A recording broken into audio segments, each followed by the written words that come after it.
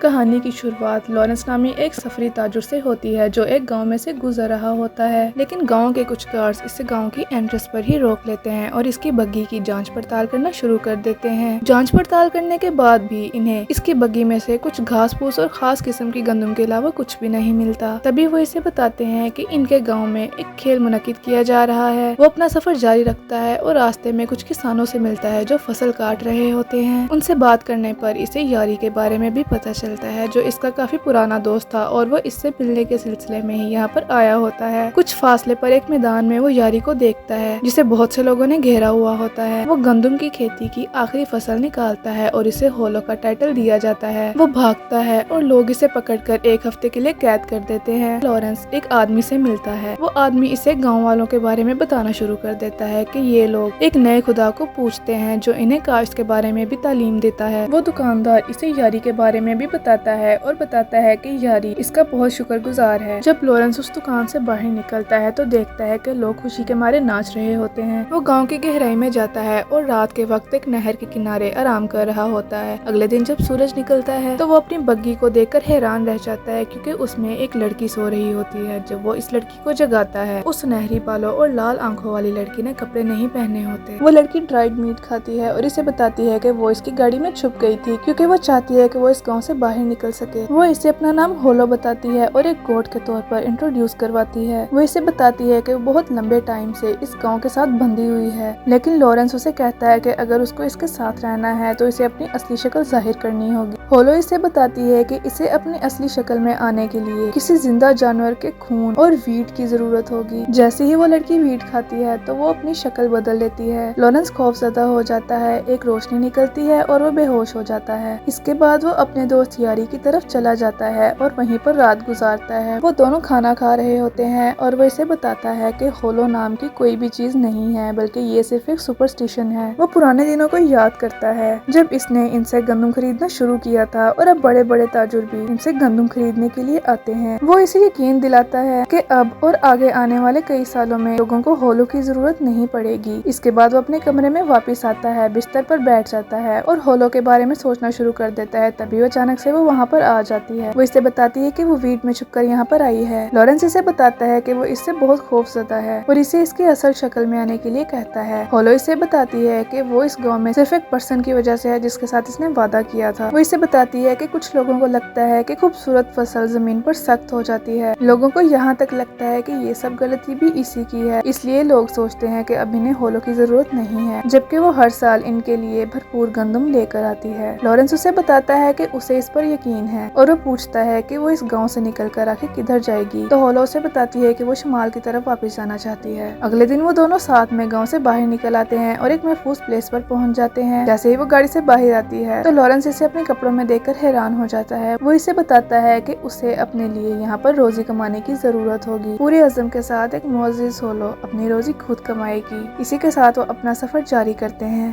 اگلے دن جب وہ دونوں اٹھتے ہیں تو ہولو اسے اپنی دم کے بارے میں بتانا شروع کر دیتی ہے۔ وہ اسے بتاتی ہے کہ یہ دم اس کے لیے فخر کا باعث ہے اور یہ بھی بتاتی ہے کہ اس کے کان آنے والی تباہی کے بارے میں سن سکتے ہیں، محسوس کر سکتے ہیں اور جھوٹ بھی پکڑ سکتے ہیں، اور اس جھوٹ پکڑنے کی وجہ سے اس نے بہت سے لوگوں کو خطروں سے بچایا ہے۔ اب وہ یہ بھی پیش گوئی کرتی ہے کہ جلد ہی بارش آنے والی ہے، اس لیے وہ وہاں سے باہر چلے آتے ہیں۔ بارش شروع ہو جاتی ہے تو وہ رات گزارنے کے لیے ایک چرچ میں چلے جاتے ہیں۔ لارنس وہاں ہولو کو اپنی بیوی کے طور پر متعارف کرواتا ہے۔ جب وہ کمرے میں داخل ہوتا ہے تو دیکھتا ہے کہ ہولو نے کپڑے نہیں پہنے ہوتے۔ اب وہ اس کے کپڑے سکھانے کی کوشش کرتا ہے۔ ہولو اس سے بتاتی ہے کہ گندم نہ تو خراب ہوگی اور نہ ہی سوکھے گی جب تک کہ وہ زندہ ہے، اور اگر اسے کھا لیا جائے یا جلا دیا جائے یا پھر زمین میں ملا دیا جائے تو وہ غائب ہو سکتی ہے۔ اس لیے انہوں نے گندم کو کسی دوسرے گاؤں میں جا کر فروخت کرنے کے لیے سوچا۔ لارنس اپنی شرٹ ہٹاتا ہے اور ہولو اس کی تعریف کرتے ہوئے کہتی ہے کہ وہ ایک بہت اچھا آدمی ہے اور اس پر داڑھی بھی بہت جچتی ہے۔ اس کی یہ بات سن کر لارنس بہت خوش ہو جاتا ہے۔ اب وہ لوگ کمرے سے باہر آ جاتے ہیں اور ایک آدمی سے تجارت کے بارے میں باتیں کرنا شروع کر دیتے ہیں۔ تبھی ایک اور آدمی آتا ہے۔ وہ اسے بتاتا ہے کہ وہ پیرنزو نامی ایک ٹاؤن میں رہتا ہے اور اس کے پاس انگوروں کا ایک باغ بھی ہے، لیکن وہ اسے تجارت کے لیے استعمال نہیں کر سکتا۔ اس کے بعد وہ آدمی انہیں اپنے ٹاؤن میں آنے کے لیے دعوت دیتا ہے۔ تبھی ایک اور آدمی آتا ہے جو ایک دھوکے باز تاجر تھا۔ وہ لارنس سے ملتا ہے اور اسے بتاتا ہے کہ وہ اس کی ٹریڈنگ سکل سے بہت زیادہ متاثر ہوا اور وہ ہولو کو بھی دیکھنا چاہتا ہے، لیکن ہولو اس بات سے انکار کر دیتی ہے۔ اب کمرے میں واپس ہولو کھانا کھا रही होती है। तो लॉरेंस इसे कहता है कि इसे इस अच्छे खाने और अच्छे कपड़ों की कीमत अदा करना होगी और वो इस बात से एग्री करती है। अब लॉरेंस होलो से पूछता है कि अगर वो दूसरे लोगों का झूठ सुन सकती है तो क्या तुम मुझे ज़ेरन के बारे में भी बताओगी।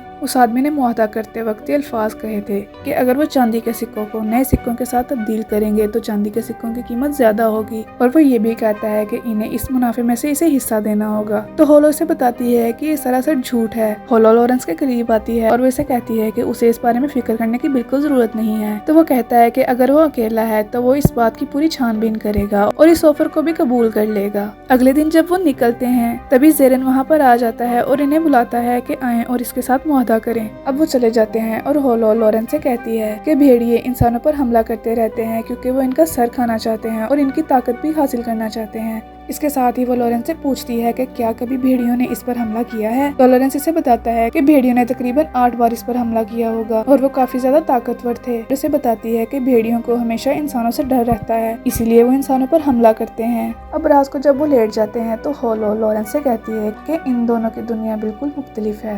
अगले दिन वो दोनों जब पाजियो नामी एक टाउन में पहुंचते हैं जो कि अमरा और ताजरों का टाउन था, तो वो लॉरेंस को बताती है कि यहाँ इसे अपना चेहरा कवर करने की कोई जरूरत नहीं है क्योंकि वो हमेशा एक खूबसूरत लड़की के रूप में ही नजर आई है। वो इसे कहती है कि मुझे पूरा यकीन है कि यहाँ मुझे कोई भी नहीं पहचानेगा। वो बहुत एक्साइटेड होकर हर चीज को देख रही थी, तभी उसकी नजर एप्पल्स पर पड़ती है और वो लॉरेंस को कहती है कि मुझे इन्हें खाना है। लॉरेंस इसे चांदी का कॉइन देता है और वो जाकर बहुत सारे सेब खरीद लेती है, लेकिन जब वो इससे एक सेब शेयर करने के लिए कहता है तो वो इसे मना कर देती है और कहती है कि ये सारे के सारे सेब तो मेरे हैं। इसके बाद वो मेलोन ट्रेडिंग कंपनी में जाते हैं ताकि वहाँ पर खाल बेच सकें। ये कंपनी यहाँ की तीसरी बड़ी कंपनी है। लॉरेंस वहाँ 140 टन चांदी के सिक्कों का सौदा करने ही वाला था, लेकिन इसने इसे रोक दिया और ताजर से कहा कि वो इनकी खाल की छलियां चेक करे। खाल चेक करने पर वो ताजर इसकी रकम बढ़ा देता है और इन्हें चांदी के 200 सिक्कों की पेशकश करता है, लेकिन उसने 210 चांदी के सिक्कों में इस खाल को बेच दिया। अब वो लोग ड्रिंक करते हैं और ज़ेरन से मुआहदा करने के बारे में सोचते हैं। इसके बाद वो ज़ेरन से मिलते हैं जो इन्हें कहता है कि अगर वो इसे इन्फॉर्मेशन देंगे तो 10 टन चांदी के सिक्के हासिल करेंगे और 10% मुनाफा हासिल कर सकेंगे, लेकिन फिर भी वो किसी नुकसान का जिम्मेदार नहीं होगा। लॉरेंस इसकी ऑफर को एक्सेप्ट करता है और अगले दिन नोटरी में मुआहदा करने का फैसला करता है। रात को लॉरेंस होलो को चांदी के सिक्कों के बारे में बता रहा होता है, लेकिन वो इसमें कुछ खास दिलचस्पी जाहिर नहीं करती और सो जाती है। अगले दिन वो जाते हैं और मुआहदा करते हैं। लॉरेंस होलो को चांदी के सिक्कों के बारे में बताता है और ये भी बताता है कि ये सबसे पुरएतमाद करेंसी है।